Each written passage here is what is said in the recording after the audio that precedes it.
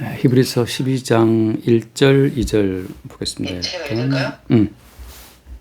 이러므로 우리에게 구름같이 둘러싼 허다한 증인들이 있으니 모든 무거운 것과 얽매이기 쉬운 죄를 벗어버리고 인내로써 우리 앞에 당한 경주를 하며 믿음의 주 또 온전케 하시는 이인 예수를 바라보자. 그는 그 앞에 있는 기쁨을 위하여 십자가를 참으사 부끄러움을 개의치 아니하시더니 하나님 보좌 우편에 앉으셨느니라. 네, 구름같이 둘러싼 허다한 증인들이 있다 이렇게 말하잖아요. 이게 사실 앞에 이제 11장에 쭉 나온 이 명단들을 보면 이 명단들 가운데에서 내가 먼저 하나님을 믿어야겠다 이렇게 결심하고 하나님을 믿고 이 증인의 명단에 들어온 사람은 내가 알기로는 한 명도 없어요. 다 이제 하나님의 일방적인 어떤 선택, 하나님의 의지에 의해서 하나님이 찾아가시고 하나님이 부르신 거지. 그리고 이 사람들이, 믿음의 이 사람들이 자기가 어떤 그 믿음의 길을 교육해 놓고 간 사람들이 아니라 하나님께서 일방적으로 갈대아 우르에서 아브라함을 불렀잖아. 부르고 내가 내게 지시할 땅으로 가라. 지시할 땅도 하나님이 일러주신 거예요. 그러니까 이 사람들이 자기들이 믿음의 어떤 그 로드맵을 딱 깔아놓고 나서 이런 경로로 믿음을 지키며 살아가야지 그렇게 결심한 게 아니라 하나님께서 이 사람들을 일방적으로 인도하신 그 모든 길이 그냥 이 사람들이 살아온 믿음의 길이 된 거지. 그러니까 믿음의 길을 다 제시해 놓고 따라오라 하신 것이 아니라 하나님이 이 사람들의 손잡고 끌고 가신 그 모든 길이 믿음의 길이 됐다고 하는 거죠. 그런데도 불구하고 뭐라고 불러요, 이 사람들을? 구름같이 둘러싼 허다한 증인이라고 부르는 거죠, 증인. 그러니까 이러면 이 사람들이 증인을 할 때는 이 사람들은 그걸 뭐에 대한 증인이야? 이들이 말할 수 있는 어떤 그 증언은 어떤 증언이겠어요? 내가 하나님 말씀을 따라온 것은 나의 의지가 아니고 하나님이 이렇게 나를 인도했다라고 하는 그 보이지 않는 하나님이 자신들의 인생을 인도해 오신 그 모든 과정에 대해서 증언하겠죠. 반대로 말하면 내가 이렇게 기도했고 내가 40일 금식 기도했더니 이런 결과가 왔더라. 내가 다니엘 특별 기도를 했더니 이런 답을 주셨더라. 그건 누구 증인이냐? 그건 자기 증인이죠.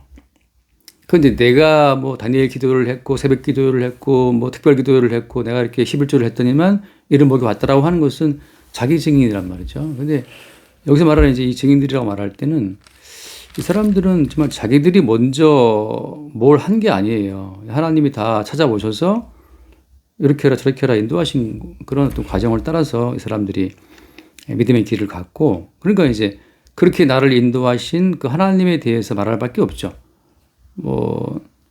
예를 들어 기드온? 기드온이 먼저 그 바알과 싸우겠다고 결심한 게 아니잖아요. 하나님께서 찾아오셔서 또 바알 신당에 있는 바알신 쪼개가지고 그걸로 여호와께 번제를 드리라 이렇게 말씀했단 말이죠. 그러니까 우리 집에 있는 우상 보기 싫어. 내가 우상을 때려 부숴야지. 그렇게 기드온이 한 게 아니라 천사를 보내서 천사가 기드온에게 말씀하신 대로 그러니까 기드온은 그냥 따라갔던 거죠. 심지어 기드온을 의심해서 양털 시험까지 해가면서 그러니까 그렇게 이 사람들은 다 자기들의 의지와 자기들의 인식으로는 도저히 믿기지가 않아서 이렇게 내가 의심하고 하나님을 시험했음에도 불구하고 하나님 이렇게 인도하셨다. 그러니까 하나님에 대한 것을 증언할 것밖에 없어요, 이 사람들은. 그런 점에서 이제 이 사람들이 허다한 증인들이라고 하는 거죠. 그러니까 우리가 요즘 시대에 유행하는 간증이라고 하는 것이 얼마나 성경에서 말하는 이 증언과 다른 것인지를 우리가 생각할 수 있죠. 요즘은 다 자기 믿음 자랑이야. 자기 열심 자랑이고 종교적인 열정을 불태웠더니만 이런 결과가 왔다. 이제 그런 식의 자기 증언이 많지. 성경에서 말하는 건 다른 거죠. 심지어 이제 우리 봤다시피 11장 후반부에 들어오게 되면 조롱, 채찍질, 결박, 투옥되는 거, 칼에 배임당해 죽는 거 이런 따라오잖아요. 그러니까 이 사람들은 자기들의 신념을 지키기 위해서 이런 조롱과 채찍질을 견딘 게 아니라고. 하나님께서 그들을 인도했고 인도하시는 그 다른 현실, 하나님의 인도하심과 보호라고 하는 그 다른 현실에 살기 때문에 감당된 거죠. 예를 들면 다니엘 친구들이 풀무에 들어가잖아요. 근데 그거는 다니엘 친구들의 의지가 아니지. 왜냐하면 인간의 의지로는 그 풀무에 살아날 수 없으니까. 그러니까 이제 하나님의 구별된 어떤 현실이 다니엘 친구들을 덮침으로 말미암아서 다니엘 친구들은 뭐 이렇게 말하자면 이제 뭐 만화에 나온 것처럼 투명한 막 속에 보호된 것처럼 하늘에서 투명한 막이 내려와서 다니엘 친구들을 감싸고 있는 것처럼 마치 그런 식으로 다니엘 친구들은 풀무에 살아났단 말이죠. 그런 것으로 해서 이 사람들이 이 무수히 많은 채찍질, 조롱, 뭐 결박, 투옥, 뭐 칼에 죽임 당하는 이런 모든 과정 가운데서도 믿음을 뭐 지킨 것이 지켰다기보다도 이제 그들 속에 있는 그 믿음이 그 믿음의 실상을 나타내 보인 거죠. 그래서 우리가 그 11장 1절 다시 읽고 넘어올게요. 11장 1절에 나온 것처럼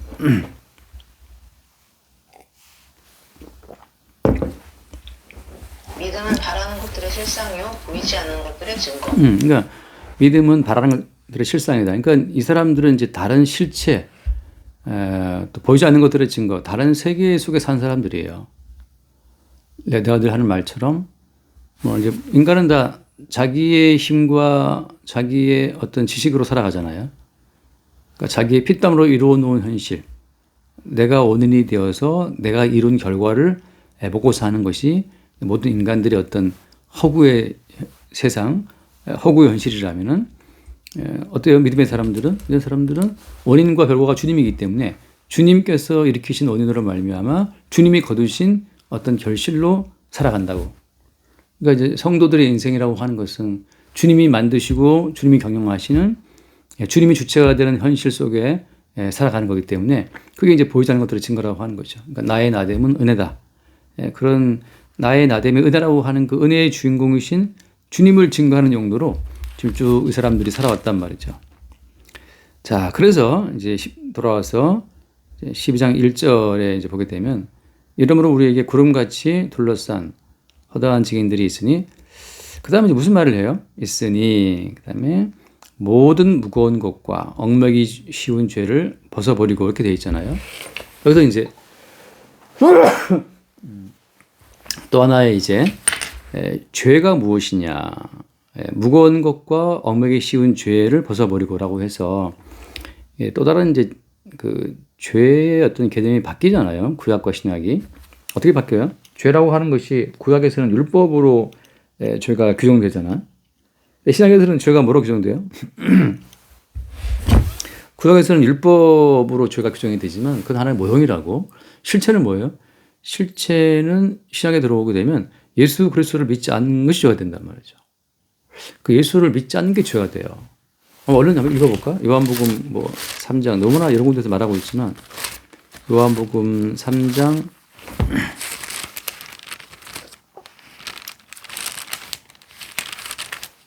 요한복음 3장 18절 말씀 보고 18절 3장 18절 그를 믿는 자는 심판을 받지 아니하는 것이요 믿지 아니하는 자는 하나님의 독생자의 이름을 믿지 아니하므로 벌써 심판을 받은 것이니라. 그러니까 심판을 받고 안 받고라는 그 기준 자체가 그를 믿는 자.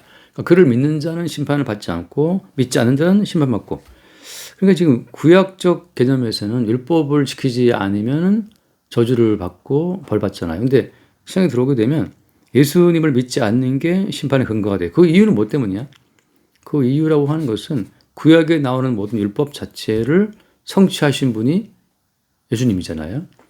그러니까 구약에 나오는 모든 율법을 1.1회까지 다 지키는 사람은 아무도 없었고 예수님께서 1.1회까지 모든 율법을 다 완성하신 분이란 말이죠. 그러니까 지금은 우리가 예수님을 믿음으로 예수를 믿게 되면 그분이 완성하신 율법의 모든 효력을 이루신 분을 믿음으로써 우리도 그분의 이름으로 율법 성취자의 효력을 누리는 거예요. 지금 지온이가 나가 돈 벌진 않잖아요. 근데 지온이 아빠가 나가 돈 벌어온 그 모든 혜택을 그러니까 지온이는 놀면서 누리는 거지. 그와 똑같죠.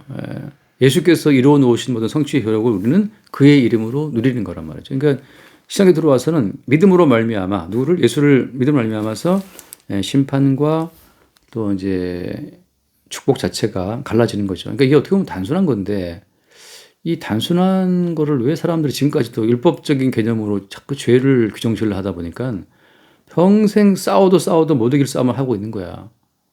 율법 자체를 다 지켜주는 사람은 아무도 없어요. 근데 지금도 이 사람들이 이게 헷갈리니까 예수를 믿는다는 사람들도 율법을 어떻게 지켜보려고 길을 쓰거든. 근데 아무도 못 지키는 거지. 그래서 바울이 얘기했잖아요. 이거 이제 잘도록 얘기했지만 로마서 3장 한번 로마서 3장 19절 19절 로마서 3장 19절 19절. 우리가 알거니와 무릇 율법이 말하는 바는 율법 아래에 있는 자들에게 말하는 것이니 이는 모든 입을 막고 온 세상으로 하느님의 심판 아래에 있게 하려 합니다. 그러니까 율법 자체는 그냥 이게 모든 인간들이 심판 아래 있다는 사실을 선언하시는 거기 때문에 그래서 그 다음 말씀처럼 그러므로 율법의 행위로 그의 앞에 의롭다 하심할 육체가 없나니 율법으로는 죄를 깨달음이다. 그러니까 우리의 실존적 한계, 우리의 이 실체적 이 부실함 자체를 알게 해주는 게 율법이란 말이죠. 그래서 나온 결론이 뭐야? 21절 읽어보세요. 이제는 율법 외에 하나님의 한 의가 나타났으니 율법과 선지자들에게 증거를 받은 것이라. 곧 예수 그리스도를 믿음으로 말미암아 모든 믿는 자에게 미치는 하나님의 의니 차별이 없느니라. 그러니까 이제는 율법 외에 하나님의 다른 의를 지금 하나님이 세우신 거란 말이죠. 그러니까 이게 명확하잖아. 예수 그리스도를 믿음으로 말미암아 주어지는 하나님의 의라고 하는 것으로 이미 선포가 돼 있단 말이죠.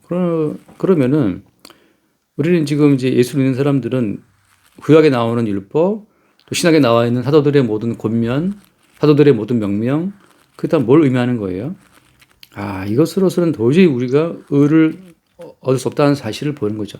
구약의 율법, 예수님의 모든 명령, 사도들의 모든 명령과 권면 통틀어서 어때요? 그것으로서는 하나님의 의에 이를 수 없는 우리의 어떤 실존을 말해주고 있거든. 그래서 예수 그리스도를 믿음으로 주어지는 하나님의 의, 그 의로 차별 없이 우리에게 주신다고 하는 거죠. 그러니까 지금 여기서 다시 돌아와서 보게 되면 12장 본문 12장 1절에서 모든 무거운 것과 얽매이기 쉬운 죄를 벗어버리고 이렇게 말할 때 그럼 무엇이 무거운 것과 얽매이기 쉬운 죄예요? 이거는 구약의 율법과 그 다음에 예수님의 산상보훈을 포함한 예수의 모든 명령과 사도들의 모든 권면 명령을 다 포함한 거란 말이죠. 그 모든 것들을 다 짊어지면 엄청 무거워요. 일단 구약에 흔히 말하는 613가지라고 그러는데 613가지에 하라 하지 말라라고 하는 그 명문화된 규정도 엄청 무거운 거라고. 이게 그 무거운 이 613가지의 계명을 짊어지고 할 수 있는 사람은 아무도 없어. 그래서 예수님 동생 야고보가 그렇게 말하거든. 사도행전 15장에 보면 사도행전 15장에 야고보 예수님 동생인데 초대교회 때 이제 리더였거든. 그 야고보가 이런 말을 딱 간단하게 정리를 하잖아요. 사도행전 15장에 그 이제 이방인들에게 율법을 어떻게 되느냐 이것 때문에 막 토론이 막 벌어졌어요. 그래서 사도행전 15장에 이제 예루살렘 회의가 벌어지는데 그때에 그 조상들이 매기도 힘들었던 거를 왜 하냐 이거 이거 눈이 확 안 들어오네. 15장 10절이요? 10절. 오케이. 네. 이거 이제 베드로가 했던 말인데 이거는. 읽을까요?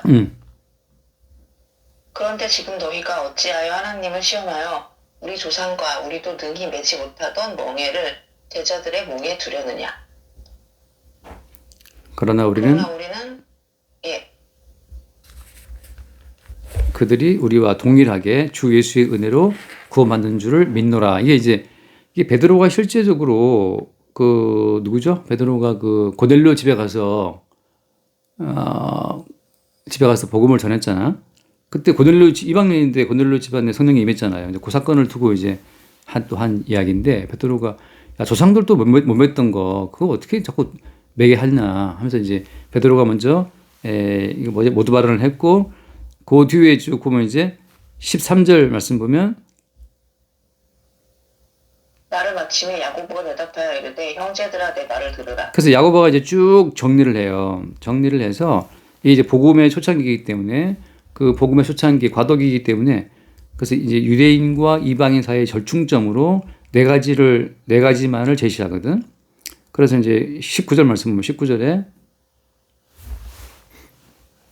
그러므로 내 의견에는 이방인 중에서 하나님께로 돌아오는 자들을 괴롭게 하지 말고 다만 우상의 더러운 것과 음행에 목매어 죽인 것과 피를 멀리하라고 편지하는 것이 옳으니 이는 예로부터 각성에서 모세를 전하는 자가 있어 안식일마다 회당에서 그 글을 읽음이라. 그러니까 지금 야고보의 이 절충안이라고 하는 것은 유대인들을 사실 위한 거예요. 회당에서 계속 이 율법을 읽는 사람들이 있기 때문에 그 초창기 복음을 증거할 때 이방인 지역에도 회당이 있었고 회당에서 모세의 율법을 읽고 있었기 때문에 그들을 배려한 차원에서 이 네 가지만을 딱 제시한 거라고. 나머지 그러니까 사실 엄밀히 말하면 결국은 다 폐지할 것들이에요.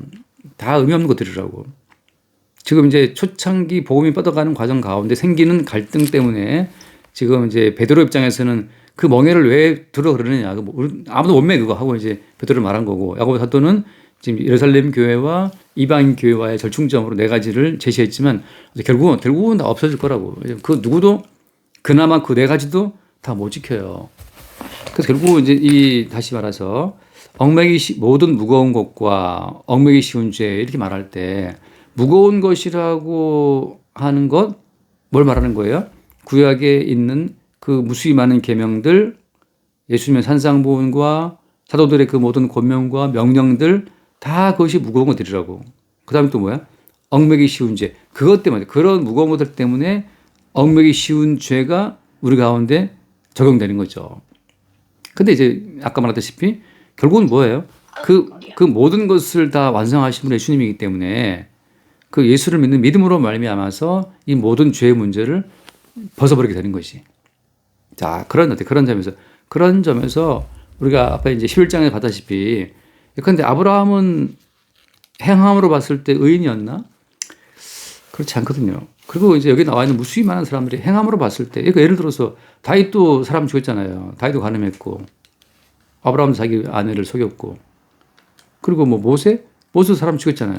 애굽 사람들. 그러니까 살인하지 말라 그 모든 계명은 이건 무수히 죽였다고. 기드온은 사람 안 죽였어. 기드온 또 말씀 따라서 바알 때려 부수고 나서 이방인 다 죽였잖아요. 삼손은 무수히 죽였지. 삼손도. 그러니까 무슨 말인가 하면은 구약에 나와 있는 그 모든 율법 자체를 그대로 적용을 하자면 이게 지금 말씀 자체가 앞뒤가 안 맞게 돼요. 그래서 여기서 말하고 있는 얽매기 쉬운 죄, 무거운 것, 이 모든 것들은 다 예수님이 십자가에 피 흘려 죽으심으로 해결을 했기 때문에 그 예수를 믿지 않는 것이 그것만이 유일하게 죄가 돼요. 그렇다면 이제 여기 있는 것처럼 인내로서 우리 앞에 당한 경주를 경주하며 할 때 이게 무슨 경주를 말하는 거야?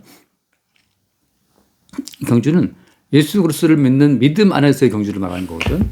이걸 예를 들어서 이제 잠깐 요약하면 로마서 1장 17절인가요? 잠깐 볼까요? 로마서 1장 17절. 아이고. 잠시만요. 로마서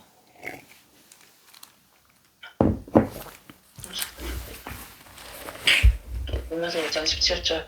복음에는 하나님의 의가 나타나서 믿음으로 믿음에 이르게 하나니 기록된 바 오직 의인은 믿음으로 말미암아 살리라 한 바 같으니라. 그러니까 믿음으로 믿음에 이르게 한다 하잖아요. 그러니까 from first to last. 그러니까 처음부터 끝까지 믿음이라고. 그러니까 우리 앞에 당한 경주라고 하는 것은 from first to last. 처음부터 끝까지 믿음으로 이르는 거라고. 그게 경주란 말이죠. 어떤 믿음이에요? 예수께서 성경에 나와 있는 모든 계명과 모든 명령과 모든 율법과 모든 권면을 예수님이 다 십자가에 죽기까지 복종하심으로 완성했다라고 하는 그 예수를 믿는 믿음, 그 믿음을 처음부터 끝까지 가져가는 것이 그것이 어때요? 우리가 해야 될 경주라고 하는 것이. 그래서 오직 의인은 믿음으로 가는 거예요. 그래서 인내로서 우리 앞에 당한 경주를 하며 다음 돌아와서 2절 말씀 봅시다. 경주를 하며 2절에 믿음의 주 또 온전하게 하시는 이인 예수를 바라보자. 그는 그 앞에 있는 기쁨을 위하여 십자가를 참으사 부끄러움을 개의치 아니하시더니 하나님 보좌 우편에 앉으셨느니라. 그래서 그러기 때문에 믿음의 주요 또 온전케 하시는 이인 예수를 바라보자는 거죠. 그래서 믿음의 주라고 하는 것은 어때요? 믿음의 주라고 하는 것은 믿음의 뭐랄까 믿음의 창조자, 믿음의 내가 말했죠, 그때 믿음의 작가라고, 믿음의 오서, 믿음의 작가, 믿음의 시발자, 또 어때 온전하신 자는 피니셔, 믿음 자체를 완성하시는 분이란 말이죠. 이게 믿음을 시작하시고 완성케 하시는 분이 예수님인데 그 예수를 바라보자는 것이 믿음의 출발자요, 믿음의 완성. 우리 안에 믿음을 시작하시고 그 믿음을 온전하게 하시는 그분이 주님이라고. 그러니까 믿음의 어떤 주인공이 주님이기 때문에 그 주를 바라보는 것이 우리 앞에 당한 경주예요. 우리가 하는 경주. 처음부터 끝까지 주님께서 십자가를 참으셔서 모든 것을 이루었다는 것을 믿는 거죠. 어떻게 보면 되게 쉽잖아. 되게 쉽지만 이게 인간의 힘으로는 어려운 일이에요. 자꾸 사람들은 자기의 작품을 만들고 싶어 하거든. 우리가 이제 아기를 키우지면 어때? 그 아기도 내 작품이야 라고 생각하기 쉽거든. 이게 하다 보면 이게 내가 키운 애야. 사실 내가 키운 게 아니에요. 주님이 키울 수 있도록 내게 힘과 정성과 에너지와 여건을 주시지 않으면 자기 애를 낳아서 고아원에 버리는 애들도 허다해요, 지금 또. 근데 이제 우리는 착각하지. 아이고, 내가 키웠어. 근데 그 키울 수 있도록 너에게 그런 지각, 그런 체력, 그런 뭐 금력 다 주신 분이 남편이 안 벌어오면 어떻게 키워. 뭐. 남편이 또 돈 벌어오니까 또 키우는 거고 다 그런 거죠. 단지 거기서 이제 우리는 동원된 거예요. 그러니까 주님이, 믿음의 주체이신 주님이 행하시는 일에 우리는 동원된 거라고. 근데 동원되는 그 자체도 어때요? 자체도 주님께서 에너지 주고 시간 주고 뭐 지능도 다 줘서 하시는 거죠. 자, 그래서 약간 이제 그러면 이 모든 계명 자체를 한마디로 묶어서 어떻게 정리할 수 있냐면 요한일서 3장에 요한일서 3장을 읽어봅시다. 요한일서 3장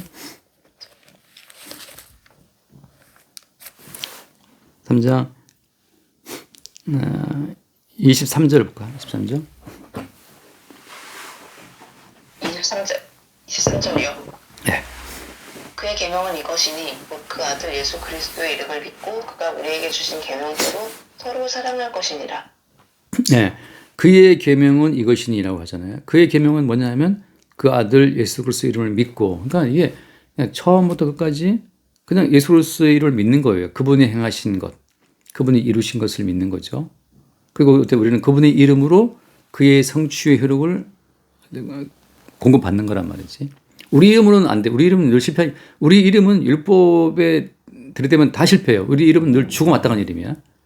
우리의 이름은 율법과 권면 명령 앞에 딱 가면은 항상 실패해서 죽어마땅한 자의 이름이고, 그러니까 어때? 우리는 예수 그리스도의 이름을 믿고, 그래서 우리 이름이 아니고 예수 그리스도의 이름을 믿고 예수께서 이루신 모든 성취를 받을 때에는 우리는 그분의 이름을 갖고 나가야 받는 거지. 우리 이름으로는 안 돼. 우리 이름은 그러니까 정립이 되어 있는 게 아무것도 없어. 우리 이름으로는 주님의 나라에 그러니까 정립된 것이 아무도 없기 때문에 받을 게 아무것도 없어요. 그러니까 예수 그리스도 이름을 받는 것이. 뭐지? 기도할 때 우리가 우리 이름으로 기도하는 게 아니잖아요. 예수 이름으로 기도하죠. 예수 이름으로. 왜냐하면 예수 이름으로만 하나님 나라의 모든 성취의 결과가 들어가 있으니까. 그래서 뭐 신랑 이름으로 뭐 돼 있잖아요. 계좌도. 그럼 신랑 이름으로 가져가야지 받지. 내 이름 갖고 있다면 누구냐고 그러지. 나는 모르지. 신랑 이름 통장 들이대야 돈 나오듯이. 그래서 그의 계명은 이것이니 곧 그 아들 예수 그리스도의 이름을 믿고 그다음에 그가 우리에게 주신 계명대로 서로 사랑을. 왜냐하면 너나 나나 어때요? 차별이 없이 예수 그리스도의 성취로 사는 입장이야. 너나 나나 예수님이 이루신 성취를 그의 이름으로 공급받고 사는 입장이기 때문에 누가 누구보다 우월한 게 없어요. 그게 사랑이지. 차별적인 어떤 우월함을 내세울 수 없기 때문에 모두가 다 주의 긍휼로, 너도 주님의 긍휼로 사는구나, 나도 그런데를 서로 고백하면서 야, 저렇게 저 사람이 약하기 때문에 주님이 저 사람을 위해 죽으셨고 저 사람에게 믿음으로 공급하시는구나를 확인하면서 그를 위해서 목숨을 주신 주님의 안목으로 우리도 그 사람을 보는 거죠. 오죽하면 주님이 아유 저 인간이 왜 죽었겠나. 근데 그 피차 어때? 나도 마찬가지지. 오죽하면 주님이 우리를 위해서 죽었겠어? 이제 그렇게 바라볼 때 우리가 사랑할 수가 있는 거죠. 돌아와서 보게 됩니다. 돌아와서 마지막 마무리합시다. 2절을 보면 다시 2절을 보게 되면 자 믿음의 주요 또 온전하게 하시는 이 예수를 바라보자. 결국 우리는 이제 예수를 바라보는 것밖에 없어요. 그분이 믿음의 원천이고 그분이 믿음의 완성자이시기 때문에 그러니까 믿음은 우리 게 아니잖아요. 믿음은 주님 거라고. 믿음의 주체이신 주님이 선물로 믿음을 주셔서 믿음이 들어왔고 내게 들어온 그 믿음 자체는 어때요? 주님으로 말미암아서 완성되는 거지. 그래서 우리가 까먹었다. 잠깐 생각난다 지금 순간적으로. 에베소서 2장에 그러잖아요. 에베소서 2장 믿음은 뭐라 그래? 에베소서 2장에서 믿음은 하나님의 선물이라. 선물이라. 2장 에베소서 2장이요? 2장 그 8절. 에베소서 2장 너희는 그 은혜에 의하여 믿음으로 말미암아 구원을 받았으니 이것은 너희에게서 난 것이 아니요 하나님의 선물이라. 네. 그러니까 이 믿음은 우리 게 아니잖아. 그러니까 얘는 누구든지 자랑하지 못하게 함이라. 그러니까 이 믿음의 선진들이 지금 11장에 나와 이 사람들도 자기가 믿었다고 말을 못해. 왜냐면 믿음이 이게 들어온 거니까. 믿음은 그냥 주어진 거지. 다 믿고 싶어요 한다고 믿음이 오는 게 아니라고. 믿음은 그냥 일반적으로 주어지는 거예요. 그러니까 자랑할 수 없는 거죠. 이게 선물이기 때문에. 그냥 로또처럼 로또가 된 거를 뭐 자랑할 수 있나? 그냥 된 거니까. 물론 로또는 샀겠지만 그냥 된 건데 어떤 경우에는 안 사고도 되는 것도 있거든 또 안 사고도 되는 게. 그러니까 그건 그냥 선물이다. 그런 것처럼 믿음은 그냥 선물이에요. 그러니까 선물로 믿음을 받은 사람들에게만 성경의 모든 말씀이 이게 납득이 돼. 나머지는 어때? 이 모든 복음조차도 나머지 사람들은 이 복음조차도 하나의 법이 돼버려요. 그래서 믿어야지. 믿으랬어. 믿을 거야. 믿음 자체는 선물인데 그래서 믿음 자체는 너무 자연스러운 건데 이거 믿으려고 하면 믿음이 아니지. 남자가 만나서 이제 나 사랑해야 돼. 사랑할 거야. 그건 사랑이 아니지. 남녀의 사랑 자체는 그냥 불타오르는 거잖아. 그냥 사랑이 되는 걸. 근데 사랑해야 돼. 사랑해야 돼. 그거는 법이지. 그걸 왜 사랑해? 사랑은 너무나 자연스러운 건데 그런 것처럼 여기서 나오는 이제 어떤 이 믿음의 허다한 증인들 이들은 그냥 믿음의 선물이 확 심어져 가지고 그냥 그 믿음의 이들을 끌고 간 거예요. 믿음의 주요 온전케 하시는 인 예수님께서 그들 끌고 가신 거기 때문에 그들은 그냥 예수를 바라보는 거죠. 그러니까 이제 결론을 말하면 선물로 주어진 믿음이 들어온 자는 결국 그 믿음의 주체이신 예수를 계속 바라보게 돼 있어요. 근데 선물로 주어진 믿음이 아니고 내 행위와 내 율법으로 만들어낸 믿음은 누구를 보게 돼 있어? 계속 그 믿음을 발전시켜야 되는 나한테 초점이 있다고. 자가 발전해야 돼. 내가 페달 밟아야 돼. 내가 믿어야 되니까. 선물로 주어진 믿음은 그 믿음이 나를 끌고 가기 때문에 믿음의 주체이신 주를 바라보게 되고 내가 시작한 믿음은 내가 계속 믿음의 페달을 밟지 않으면 내가 자빠지고 불안하니까 계속 내가 뭐 했어 나를 이렇게 주목할 수밖에 없죠. 그런 이제 차이점이 있죠. 그래서 오늘은 여기까지 합시다. 그래 다음 주에도 이어서 하겠습니다. 기도하고 마치죠. 예. 하나님 아버지 오늘도 말씀 듣게 해주셔서 감사합니다. 주님 저로서 하는 것은 하는 모든 것을 의미가 없고 즉 주님이 저의 모든 믿음을 이끌어 주심을 믿습니다. 우리 주 예수 그리스도 이름으로 기도드렸습니다. 아멘. 주님 감사합니다. 믿음의 주요 온전케 하시는 분이 오직 주님이심을 삶 속에서 늘 보게 하시고 우리의 믿음이 아니라 주의 믿음으로 역사하는 그 손길을 늘 발견할 수 있도록 축복하여 주옵소서. 우리 주 예수를 기도드립니다. 아멘. 끝자 뵙겠습니다.